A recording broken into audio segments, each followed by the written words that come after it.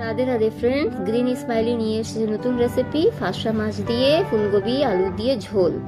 আর দেখেন আমি ফাঁসা মাছ রেখেছি কেটে, আর ফুলকপি আমি সেদ্ধ করে রেখেছি। এখন মাছে আমি হলুদ লঙ্কা গুঁড়ো দিয়েছি, ভালো করে মেখে রেখেছি হলুদ লঙ্কা লবণ দিয়ে।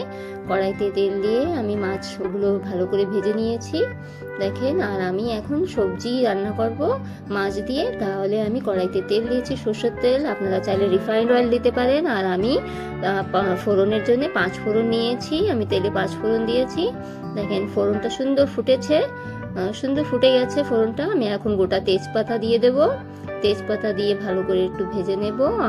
আর কড়াইতে আমি এখন ফুলকপি আর আলু কেটে রেখেছি, সেই আলু আর ফুলকপি দিয়ে দেবো। ভালো করে ভাজতে হবে ফ্রেন্ডস, আর একটু পরিমাণ অনুযায়ী লবণ দিয়ে দেবেন, আর একটু হলুদ গুঁড়ো দিয়ে দেবেন।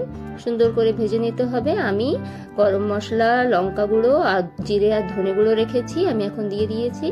সুন্দর করে ভেজে নিতে হবে, ভালো করে ভেজে আপনি দেখেন আমার প্রায় ভাজা কমপ্লিট হয়ে গেছে। দেখেন কত সুন্দর দেখতে হয়েছে।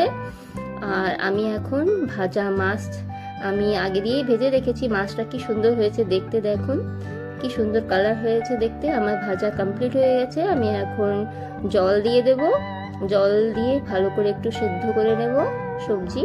দেখেন কি সুন্দর কালারটা হয়েছে দেখতে, দারুণ হয়েছে দেখতে কালারটা।